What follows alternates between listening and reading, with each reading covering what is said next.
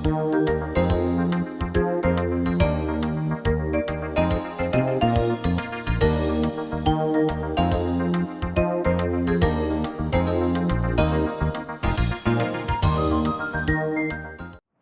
guys, it's Shannon and this is Shannon On Demand, where we show you how to take demand of your business to demand a better life. Well guys, we're going to be talking about the best way to find new donors for your nonprofit.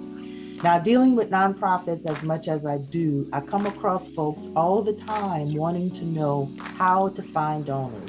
They understand the importance of having a donor, but how do you find a donor?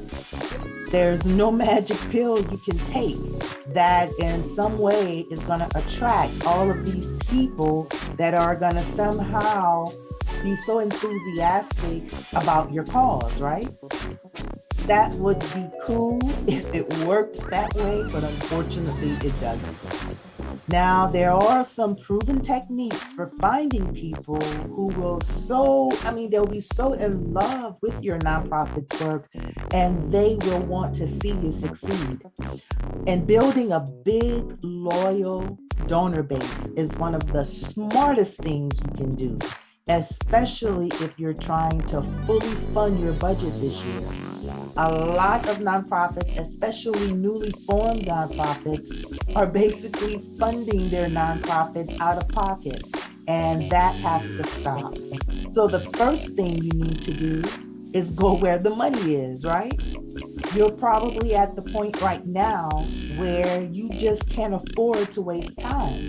And sometimes I know you may feel like you're just throwing spaghetti at a wall, right? And hoping that one of them will stick. Another thing you should stop doing is using hope as your strategy. For instance, you hope people will decide to give to your organization. You hope that they're going to give large donations. And I know that you probably already know this, but I'm going to reiterate it again. Hope is not a strategy. In order for you to get a donor base and then to even start growing that donor base, man, this has to be an ongoing, consistent effort on your part. You have to be able to find the right people and then invite those right people to give.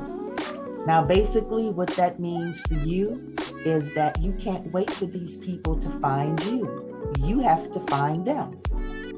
So basically what I'm saying to you is every time you meet a new person, that is an opportunity for them to become a friend of the organization. You should always have your 501c3 approval letter somewhere nearby, right? You need to be able to market and to introduce what it is that you're doing to the community or what you're doing for the community to everybody that you meet. Now, one thing that you have to remember is that not everybody gives to causes, and especially a cause that they're not familiar with, or they may have causes that they only give to, maybe one or two, that they're passionate about. So for those who are not seeing your vision and they don't want to give, then that's fine. That's their right to do so. But you have to keep moving forward. You have to continue being consistent with trying to get your donor base established and then to grow it. The next thing is, I want you guys to avoid the rich people trap. Now, you may be asking yourself, what is the rich people trap? Well, basically, that's when you go around trying to find rich people to give to your organization. And I cannot emphasize enough how big of a mistake that is. It's telling me that you're caring more about the money than the donor.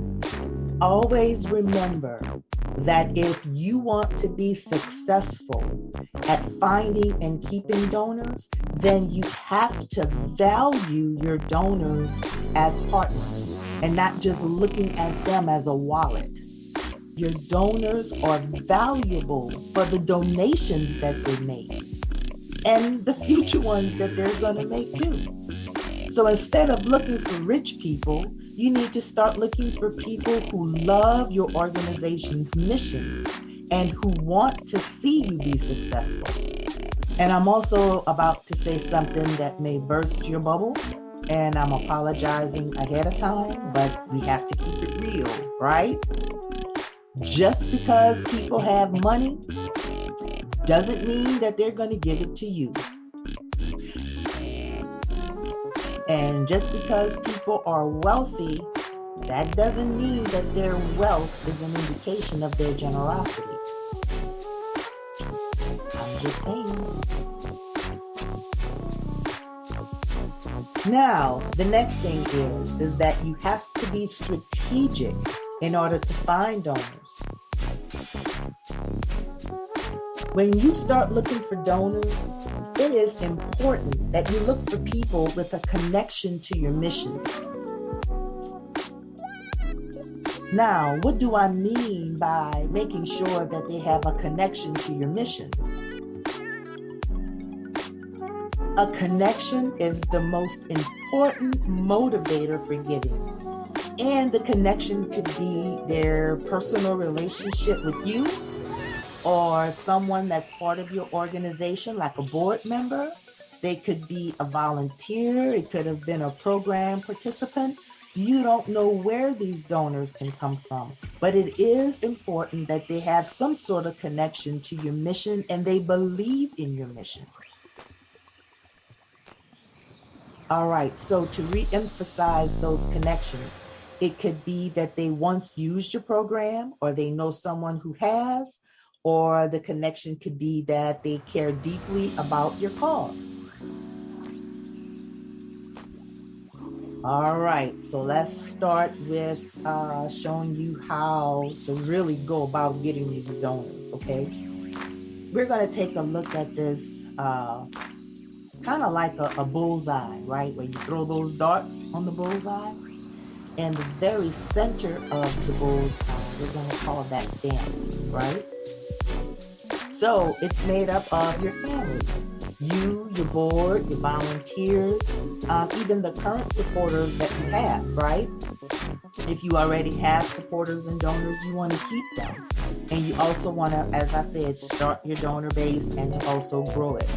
Now, these people are already invested in your mission and they care the most about your work. So make sure you're asking all of them to give financially, even if they're already giving their time and other stuff or services to the organization. All right, so let's go one circle out.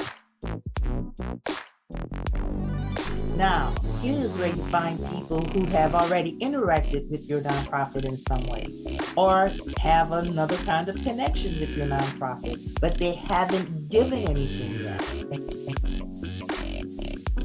Now, these people could be friends of your board members, volunteers, or people who have attended events, but they haven't become donors yet, people who follow you guys on social media and haven't given yet, people who have used your services, anyone who have had an experience with your nonprofit, but they haven't made a donation yet. And do you know one of the biggest reasons why these people haven't given anything yet? It's because they haven't been asked to. You haven't asked them to give a dime. And another reason is because you haven't fully explained to them what the connection would be between the donation that they give and actually making a difference in someone's life. You have to be able to show them that what they're giving is actually going to make an impact in the community. Do you know there are so many illegitimate, I should say, nonprofits out there that will take your money and they won't do anything. You will never see anything that's done with the money that you give them. So make sure that you are actually showing that connection, that by giving this is going to be the end result of that. Now, let's go one more circle out. And this is where you're going to find those people who care about your cause, but they don't know anything about your nonprofit. So let's just give an example. They care about the issue of hunger, but they don't know anything about your food pantry. They don't even know that you have a food pantry or a food bank out there, right? So finding these people is actually easier than you might think once you have an ideal donor profile. And that's going to be the next thing that we're going to discuss, what an ideal donor profile should look like. An ideal donor profile basically just looks at the demographics of where your target population is. Let me give you an example. If you knew which radio station your best donors listen to, then you could possibly partner with that radio station and easily reach the people that would probably most likely support your nonprofit's work, right?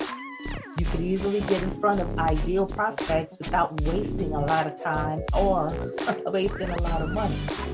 So, figuring out your ideal donor profile isn't complicated, and it isn't a hard thing to do. So, the best thing to do, and I know it sounds simple, but trust me, it works.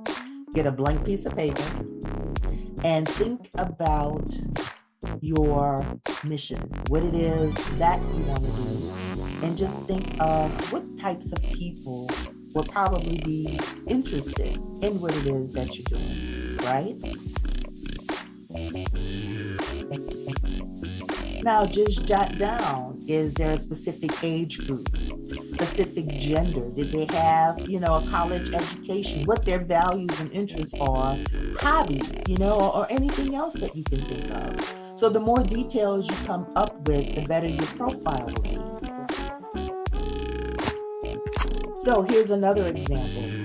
If your nonprofit is geared toward helping businesses start, and you want to catch those millennials, that are out there wanting to start businesses, then your target isn't going to be people who are in their mid to late 50s, right?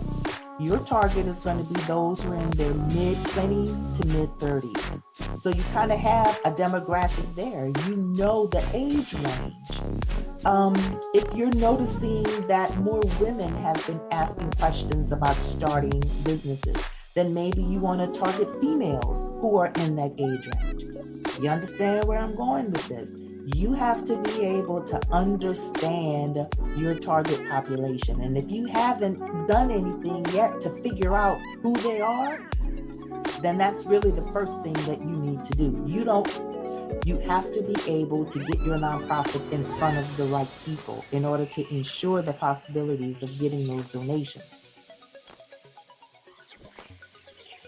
Every nonprofit needs donors. Point blank. I mean, I can't think of a single nonprofit that has so many donors and supporters that they don't need more. Okay? Just because you may have some donors, it doesn't mean that those persons can't give again and that you can't take the necessary steps in order to find more donors, more supporters, more people who believe in your vision and want to see you achieve your goals. All right, so we're at the end of the video. And let's just say you're still kind of scratching your head about trying to figure out where to find these donors. All right, well, here is just a little list you can use in order to help you get started. 1, people on your mailing list who haven't yet given. Now, if you have a nonprofit organization and you don't have a mailing list started, shame on you. That is one of the most valuable prospects you have. So you have to get on the ball, right? All right. The next part of this list are vendors, and that's people you spend money with. Where have you spent your money? You can go right back to those same people, introduce them to your nonprofit, and try to get them to become donors. That could be anybody or any business that you've spent money with. So kind of keep that in mind. Now, these days, we don't have a Rolodex, but people in your Rolodex, you may not necessarily have a physical Rolodex, but you definitely have a Rolodex in your phone. Aha. All right. You've got LinkedIn connections. You've got Facebook connections. You've got Instagram connections. You've got people that you go to church with. You've got people that probably sit with you on committees. You've got people that you went to school with. You've got people that you've gone out to dinner with, that you do yoga with, that go hiking with you, that paint with you. There is a plethora of people that you come in contact with that could possibly become donors to your nonprofit. So what's the bottom line here? The bottom line is the more people you have giving to your nonprofit, the more money you can raise, the more buzz you can create, and the more good you can do, right? So just remember that you have to go where the money is. You have to know where the money is. Remember that not everybody is going to support your nonprofit. So that's the reason why you have to find the ideal donor prospects. And also remember, do not chase after rich people. So just be strategic and consistent about finding new donors. I think the consistency of this is more important than the strategy aspect of it, because once you get the strategy down, it's just a matter of doing it over and over and over and over again. And that's where I believe the problem comes in, because you're not doing it over and over and over again. So you have to be consistent. Make finding new donors part of your annual fundraising plan, right? Because the more you work on finding donors, the easier it's going to get, the better you're going to get at it, and that's going to be the less amounts of monies coming out of your personal pockets. All right, guys, I hope that helped you some. And I just wanted to get this video out because I've been having so many people asking me how to actually find the donors. All right, so we're going to use some of these strategies, or all of the strategies that are in this video. Again, this is Shannon, and thank you guys for watching. And as always, we want you to subscribe, hit that notification bell, leave us a comment, share this video. And again, we're here just to give you some information, some business nuggets that we hope and pray that you're going to use. So once again, it's Shannon, and I will talk with you guys next time. Bye.